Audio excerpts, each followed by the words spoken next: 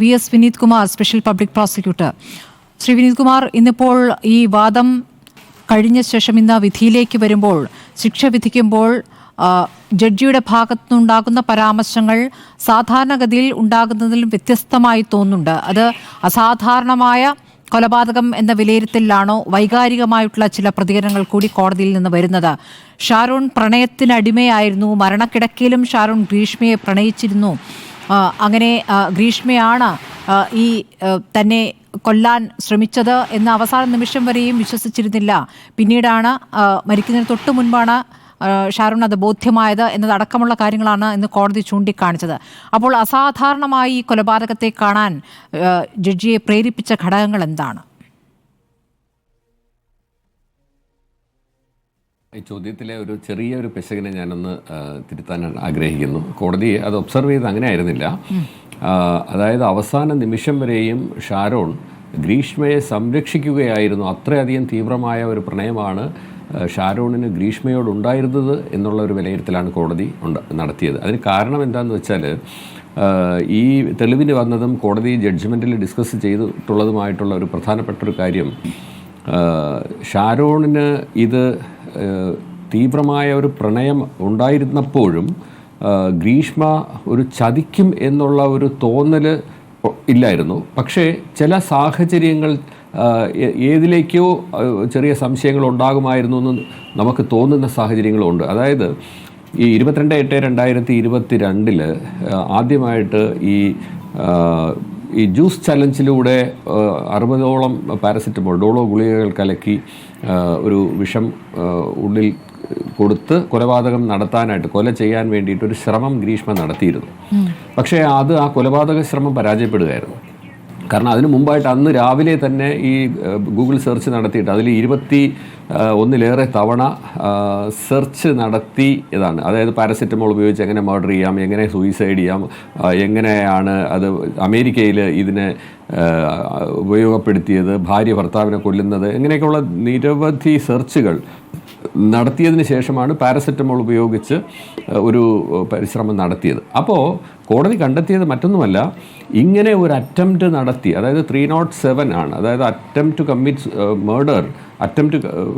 Murder നടത്തിയ ഒരു പ്രതി. അപ്പോൾ സ്വാഭാവികമായിട്ടും ഷാരോണിന് ഒരു ചെറിയ സംശയം അന്ന് ഉണ്ടായില്ലേ എന്ന് ചോദിച്ചാൽ ഉണ്ടായി കാണില്ലായിരിക്കാം. പക്ഷെ പിന്നീട് ഇതേ രീതിയിൽ പാരക്കറ്റ് എന്ന് പറഞ്ഞ വിഷം ഇതുപോലെ സെർച്ച് നടത്തിയതിന് ശേഷം ഈ 14/10/2022 ഷാരോണിനെ കുടിപ്പിക്കുകയാണ് ഗ്രീഷ്മ.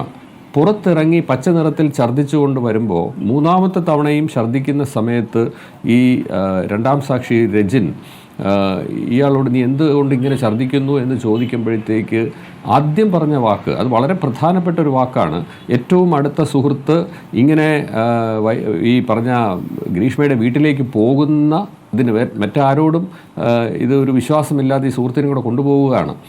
അപ്പോൾ എന്തിന് ഒരു സുഹൃത്തിനെയും കൂടെ കൊണ്ടുപോയി എന്നുള്ളൊരു ചോദ്യമുണ്ട്. എന്നിട്ട് ആ സുഹൃത്തിനോട് പുറത്തിറങ്ങി വന്നിട്ട് അവൾ ചതിച്ചട എന്നൊരു വാക്ക് പറയുന്നുണ്ട് ആദ്യം.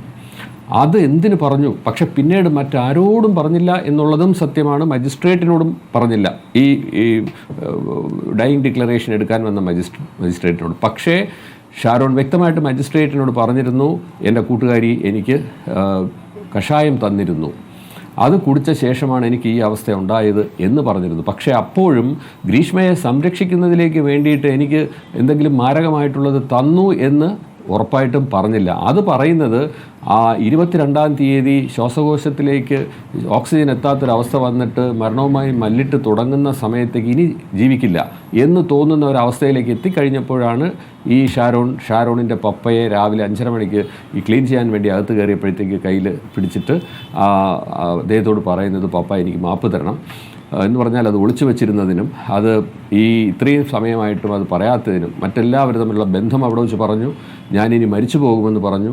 ഇങ്ങനെ ഗ്രീഷ്മ കഷായത്തിൽ എനിക്ക് മാരകമായിട്ടുള്ള എന്തോ കലക്കി തന്നിട്ടുണ്ട്, അതിനുശേഷമാണ് എനിക്കിങ്ങനെ എല്ലാം സംഭവിച്ചത് എന്നും പറഞ്ഞത് വളരെ വ്യക്തമായിട്ടാണ്. അപ്പോൾ അതുകൊണ്ട് അതാണ് കോടതി പറഞ്ഞത്, ഈ പറഞ്ഞ സ്നേഹത്തെ അത്രയധികം ഒരു ആയുധമാക്കി മാറ്റി, ഒരു പരിപാവനമായ പ്രണയത്തെ ഒരു ആയുധമാക്കി മാറ്റിയിട്ട് വിശ്വാസം ആർജിച്ച ശേഷം അതിക്രൂരമായിട്ട് ആ വിശ്വാസം മുതലാക്കിയിട്ട് വിഷം കൊടുത്തു കൊല്ലുന്നതിന് വേണ്ടിയായിരുന്നു ഈ ഒരു സന്ദേശം സമൂഹത്തിലേക്ക് എത്തിച്ചേർന്നാൽ. ഇപ്പോൾ പല നമ്മൾ ചർച്ചകളും കേൾക്കുമ്പോഴത്തേക്ക് തോന്നും ഒരു പക്ഷേ ഈ എന്തിന് ഒരു വധശിക്ഷ, അല്ലെങ്കിൽ ഇതൊരു റെയറസ്റ്റ് ഓഫ് ദ റെയർ കേസിലേക്കാകുമോ? അങ്ങനെ വരുന്നതാണെങ്കിൽ ആലോചിക്കണം നമ്മൾ, ഇതൊരു മെസ്സേജ് സമൂഹത്തിലേക്ക് തെറ്റായിട്ട് എത്തിയാൽ ഉണ്ടാകാൻ പോകുന്ന പരിണിത ഫലങ്ങൾ. എല്ലാ കേസിലും കൊടുക്കണമെന്നല്ല, തീർച്ചയായിട്ടും rarest of the rare case ആണ് എങ്കിൽ ചർച്ച ചെയ്യപ്പെടുന്നുണ്ട്. വി.എസ്. വിനീത് കുമാർ, അതെന്തുകൊണ്ടാണെന്ന് വെച്ചാൽ ഇന്നിപ്പോൾ ആർജിക്കർ ബലാത്സംഗ കൊലപാതകത്തിന്റെ വിധി വന്ന ദിവസം കൂടിയാണല്ലോ. അതും രാജ്യം ചർച്ച ചെയ്ത അതിക്രൂരമായ ബലാത്സംഗ കൊലപാതകമാണ്. അതിലെ പ്രതിക്ക് ജീവപര്യന്തമാണ് കോടതി വിധിച്ചിരിക്കുന്നത്. രണ്ട് ജഡ്ജിമാർ അനുമാനങ്ങളിലേക്ക് എത്തുന്നത് വ്യത്യസ്തമായിരിക്കാം, അങ്ങനെയൊക്കെയുണ്ട്. പക്ഷേ നിയമത്തിന്റെ വഴികളിലൂടെ കടന്നു പോകുമ്പോൾ അപൂർവങ്ങളിൽ അപൂർവമെന്ന് ഒരു വശത്ത് കണ്ടെത്തുന്നത് അപ്പുറത്ത് അപൂർവങ്ങളിൽ അപൂർവമല്ല എന്ന് കോടതി പറയുകയാണ്. അപ്പോൾ അതിനെ എങ്ങനെയാണ് താങ്കൾ ഒരു അഭിഭാഷകൻ എന്ന നിലയ്ക്ക് വിലയിരുത്തുന്നത്? നിർഭാഗ്യവശാൽ നമുക്കിപ്പോൾ ഈ അഭിഭാഷകർക്ക് അല്ലെങ്കിൽ സ്വതന്ത്രമായിട്ട് അഭിപ്രായം പറയാൻ കഴിയുന്നവർക്ക് മാത്രമേ ഇവിടെ വന്ന് പറയാൻ കഴിയുള്ളൂ. കാരണം എല്ലാ തെളിവുകളുടെയും അടിസ്ഥാനത്തിൽ എല്ലാ തെളിവുകളെയും തലനാരിഴ കീറി പരിശോധിച്ച ജഡ്ജിമാർക്ക് ഒരു കാരണവശാലും മീഡിയയെ ഫേസ് ചെയ്യാൻ കഴിയില്ല.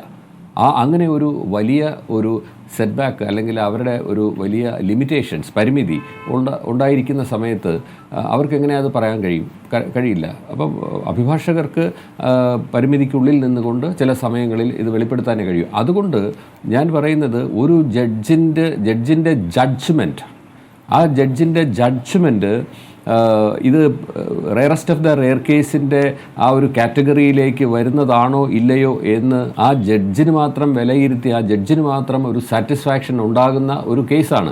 അത് കേസ് ടു കേസ് ഓരോന്നിലും വ്യത്യാസം വരും. അത് ഒരു പക്ഷേ നമ്മളിപ്പം ഈ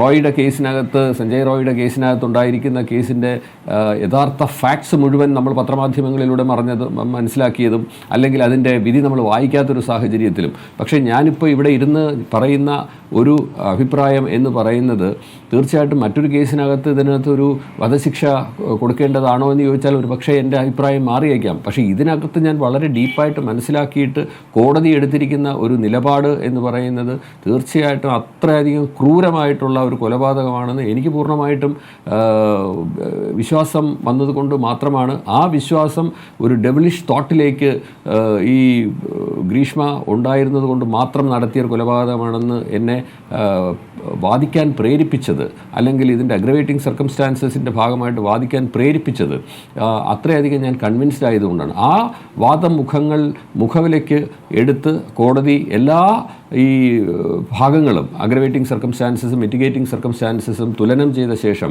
അഗ്രവേറ്റിംഗ് സർക്കംസ്റ്റാൻസസ് ഒരുപടി കൂടി മുന്നിൽ നിൽക്കുന്നു എന്നും ഏജ് അതിൻ്റെ ഒരു ക്രൈറ്റീരിയ ആയിട്ട് ഈ കേസിനകത്ത് എടുക്കാൻ കഴിയില്ല എന്നും കണ്ടെത്തിയത് കൊണ്ടാണ് ഇതിനകത്ത് വധശിക്ഷ വിധിച്ചത്. നമ്മൾ നിയമം അതിനെ അനുശാസിക്കുന്നുണ്ട്, നിയമം അതിൽ കൃത്യമായിട്ടും പറയുന്നുണ്ട്. അല്ലെങ്കിൽ എന്തുകൊണ്ട് ഈ നിയമം മാറ്റിക്കൂടാ?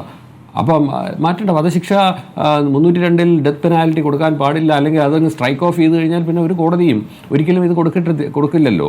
ശരിയാണ്, വധശിക്ഷ വേണമോ വേണ്ടയോ എന്നൊരു ചർച്ച വേറൊരു തലത്തിൽ നടക്കുന്നു. പക്ഷേ നഷ്ടപ്പെടുന്നവർക്ക് പരമാവധി ശിക്ഷ പ്രതികൾക്ക് കൊടുക്കണം എന്ന് തന്നെയാണ് അവർ മനസ്സുകൊണ്ട് ആഗ്രഹിക്കുക. അതാണ് ഷാരോണിന്റെ അമ്മയും ആഗ്രഹിച്ചിരുന്നത്. ഏറ്റവും കടുത്ത ശിക്ഷ തന്നെ പ്രതിക്ക് കിട്ടണം എന്നുള്ളത്, ആ ആഗ്രഹമാണ് ഇപ്പോൾ കോടതി നടപ്പാക്കി കൊടുത്തിരിക്കുന്നത്. ഡിവൈസ്